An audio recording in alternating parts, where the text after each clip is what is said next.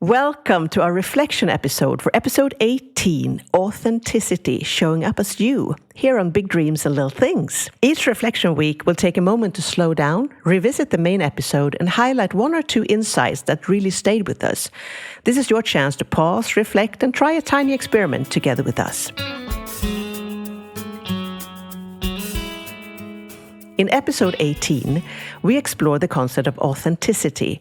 What does it mean to speak from the heart? How can we make our own voice reflect who we are, both in business and in life? We touched on the importance of autonomy for the self-led creative and spoke on mirror neurons as well as leadership. We also told the story of Malala that stood up for girls' rights to education, something that almost took her life. And if you haven't tuned into episode 18, now might be a good time before we reflect back. Hi, Maria. Hello, Karina. So we're back with authenticity. We are, and I've been doing a lot of thinking, even sort of questioning myself. How authentic am I? And how authentic can you actually be? Right, I agree. Tell me more. Well, sometimes I feel that, where do we draw the line between being completely authentic to myself and what others can actually bear to hear? Mm-hmm. Mm-hmm. I think communities in our society and belonging is one of our main things, right, as human beings, because we're pack animals in general. We want to be together. But if you are completely authentic to yourself, especially as a crazy creative person, one of those, which some days I do feel like, people are not going to get me. They're not going to understand me. I'm a weirdo sometimes, that my views are maybe pushing things a little bit too far. Am I not authentic if I don't reveal my whole kind of master plan, my life, who I am? But then I feel like as long as I'm authentic at home, right, to my family, then I guess it's about giving away as well. I don't have to give it all away all the time, right? No, I don't think, absolutely not. And I don't think authenticity has to mean bear it all, No. Definitely not. I think that authenticity is also holding your own and what's the word? Cherishing yourself. I think authentic to yourself, right? And we also talked about that when you're not ready, you don't have to go in, and show your process the whole time. No. It's not that interesting to look at.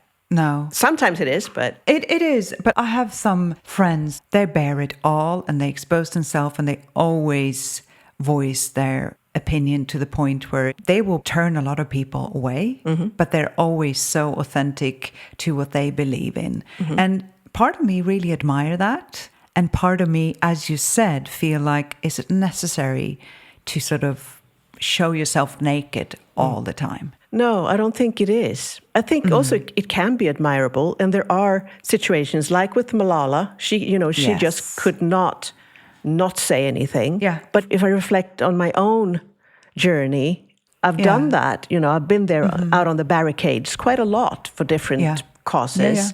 Yeah. And stood up for that. And I have difficulty not speaking my mind in those situations. Yes. And I'm very happy that I have done that. But it has also bruised me quite a lot. I agree. And that bruising can take away from other important things in your life. It's not always the cause that is, important. So I think that authenticity there is, really listening to your inner voice that says, no, cherish yourself here, take care, or to step out on this one. But it's hard when you feel really passionately about something, because I've regretted it so many times as well. It's like, why did I have to, say all of that? Why do I have to show all of my, because it will sometimes turn people away. Unfortunately, but I guess if that's what it does, then they're not the right people in my life, I guess. But it's difficult. I've been thinking of it a lot, Yeah, it is a fine line. It is a fine line for sure. And sometimes you're so idealistic, especially when you're young. Yeah. And yes, it has turned some people away. But there have been other times when I've just felt like, okay, that's the last straw. Here, no, this is my boundary and you've just stepped too far over it and it's not okay. Yeah. I don't think there's a right answer to it, but it is interesting to think about. No, it's going to mean different things to different people as well. And I also thought about, which I found quite interesting, we talked about, I can't remember episode, alter egos. Mm-hmm. Oh, yeah. And I was thinking that as well, authentic. That's interesting. If you take on an alter ego, you're authentic to that alter ego. Does that mean you're convincing yourself, you part of yourself, that you are that alter ego to be able to be completely authentic? Mm-hmm. No, I was thinking about that too. Going into character and that, definitely. For me, truth has always been very important. Yes. I really itch when someone is not truthful, when they're basically, saying something that I can just feel this isn't true. And for myself too, it kind of boomerangs back at me if I'm not truthful to myself. But that doesn't mean that I have to step up on the barricade every time. True. And I think, with age as well, I think it changes, because I've also been thinking, I really can't stand a lot of politics because I feel like no one is ever, even the slightest, authentic in politics. I think it's all charades and theater almost. And I can't stand it. I can't believe in that. And so that's something I'm really missing. It's almost like the humane side of people disappears. And it's such a shame because it's what's representing most of us. Yeah. I don't know if I completely agree with that all politicians are, playing a part or that kind of thing. But they are part of a system, of course. Yeah. But it is kind of peculiar that a lot of the time you've seen the mass politicians or the leader of the party or in some position, and then they step down and then they maybe write a book or something and come out as really human. So then it's like, well, why didn't you bring that to the stage? Why didn't you show us that side, right? Yeah, but maybe that is because you get so bruised by it. You can't do it. No, maybe you can't be as vulnerable because maybe then they'll go after that vulnerability, your family. I understand, but still, it's interesting, to look at authenticity in our society. It's like, where do I find authenticity? Yes, and also, of course, for politicians, they are representing a group. They're not representing themselves. No. And I think it's admirable. I mean, a lot of those people really have a fire to try to, within to try to change things. And I admire that. I think I'm a bit more skeptical than you there. Yeah. Because I feel like, unfortunately, these days, at least in the Western world, I think so much is just driven by money. But, that's a personal... What I see as authentic is not going to be what other people see as authentic. No, of course not. And I think it's also something that's happening in the world right now. We are losing faith in politicians because things are so crazy at the moment. Yeah. But I still believe in the good in people. And they are people. Yeah. Most. We promised to take up a bit more about Malala's background because we didn't know about any of her background the last time. No, that's so right. I actually looked that up. Cool. And Malala was born in 1997 in Swat Valley in Pakistan, not in wealth, but in a home filled with ideas. And her father, and I'm going to try to pronounce this, Ciaoddin Yousafzai. He was a teacher and a poet, which strikes me. Yeah. And he believed passionately in girls' education. He treated Malala as an equal to his sons, encouraged her to speak up, and gave her something far more valuable than money, the belief that her voice mattered. And her mother, Tor Pakai, came from a traditional background and was initially illiterate, but later began learning to read, inspired by her daughter's activism. Isn't that fantastic? Yeah, it's beautiful. And after Malala was shot by the Taliban in Pakistan in 2012, the family was flown to Birmingham by the Pakistani government with support from the United Arab Emirates. And so she got advanced treatment there, and they stayed there for safety. And the Pakistani government gave her father a post at the consulate, which allowed them to rebuild their lives there from almost nothing. So she didn't come from money, but she did come from an intellectual family, you could say. Which is probably even more valuable, right? Yes, and interestingly, it reminds me actually of Jane Austen. Oh, in what way? Yes, she too had a father who was a teacher, and he was educating his daughters and letting them read from his library, and that was quite rare at the time. So both fathers gave their daughters permission to dream, and that changed history, really. Wow. And now we'll come to the part where we will listen to one of our listeners' view on this episode. Hello, Big Dreams. Great episode. When you said authenticity isn't always safe, but it's always powerful, I suddenly realized how often I belittle myself when I speak up.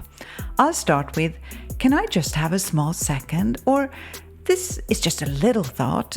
But my thoughts aren't little, they are big, important ideas, and I just make them small before anyone else can. So, my step is this. I'm going to stop apologizing for having ideas. Next time, I'll simply say, I have something to say. How do you catch yourself in those moments when you start to shrink, and what you do to shift back into your full voice? You know, that's really interesting. I love this tiny experiment that this person is executing. I have something to say that, because we do that all the time. And just a small thing. Yeah. Just a little thing. I want to do this, or we do this, Little voice. Yeah. Wonderful. Thank you so much. Well, I can answer from a stage. And we are on stage a lot of the times in our life. And sometimes I fake it till I make it. I will stand center stage rather than close to the door, that kind of thing.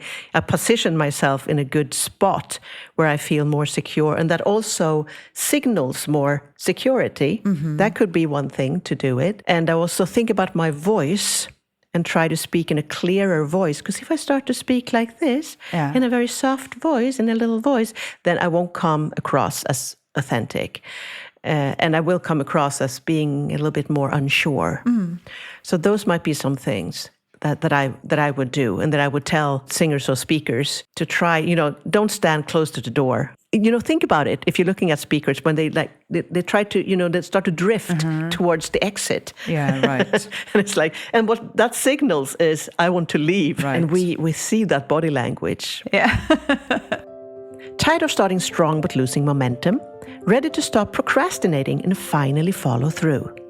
This fall, we're hosting monthly workshops using the ECTA method, grounded in motivational science and designed to keep you moving forward with clarity, energy, and accountability. Next up is October 23rd, Strategic Focus, doing the right things, not just more things. If your mind feels like 1,000 ping pong balls bouncing around, this workshop will show you how to calm the chaos and channel your energy where it counts most, all in just one focused hour. Investment $13.99. And looking ahead, in spring 2026, ECTA launches Ignite, our 12-week flagship program built to help self-led creative entrepreneurs worldwide stay in flow and forward motion.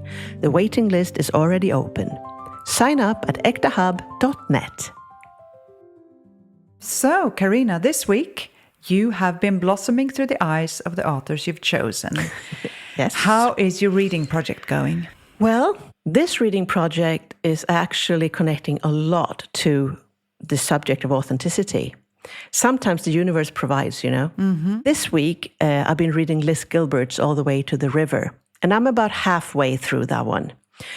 And it's interesting. Now, I really like Liz Gilbert. You know that, you Yes. that have been listening. I've been paraphrasing her a lot, and I really like her. But this one isn't completely connecting with me. Remember when we talked about the difference between being personal and being private? How you probably shouldn't share too much while you're still in the middle of something? Well, that's a little bit how I feel about this book. I don't think she's quite through this process yet. There's something itching. And that's how I feel about the book. And I'm sorry, Liz. And I can't help but wonder who this book is really for. I think it'll be interesting to see where she is in a few years. She's still Liz Gilbert, in the book. But for me, this is just not big magic. Hi, this is Karina again. It is a few days after we recorded this episode, and I am now about 95% through this book. And I just wanted to say that I stand by. It isn't the best literature that I've ever read, but I give credit. It is a woman's process diary going through some of the highest highs and the lowest lows of her life. It did improve as I read along as a book, and I was very touched in the end. And I think we're a lot of people cheering for Liz to come back as glowing and wonderful and self-assured and healed as she can be. So, what's up next for you and your book tour? The next book will actually be the sequel to the Grand Hotel. Okay. And I'm really looking forward to the women of the last turn of the century, to go back to them. Yeah. Yeah. It's interesting. I'm sure it is. Enjoy your continued reading. Yes, thank you. Next week, it's time for Maria to really step in and take the reins. Yes. Because, yes, we'll be diving into a topic that feels both grounding and inspiring, mindfulness and creativity. We'll explore some of the ideas from your book, Maria. We will. Yes, and shine a light on one of the world's most creative minds, the man behind the Star Wars saga, George Lucas. Yes. But that's next week. For now, thank you for checking in with us today. And take a moment to re-listen to episode 18. And if something comes up for you, let us know. You can follow us on Instagram at bigdreams.ekta, on YouTube at bigdreams-ekta. And if you'd like a gentle pat on the back midweek, sign up for Backstage Wednesday, our newsletter, which is full of inspiration and accountability. It really is. I really recommend Backstage. Yes. That's it for today. Hang in there. Bye. It's the little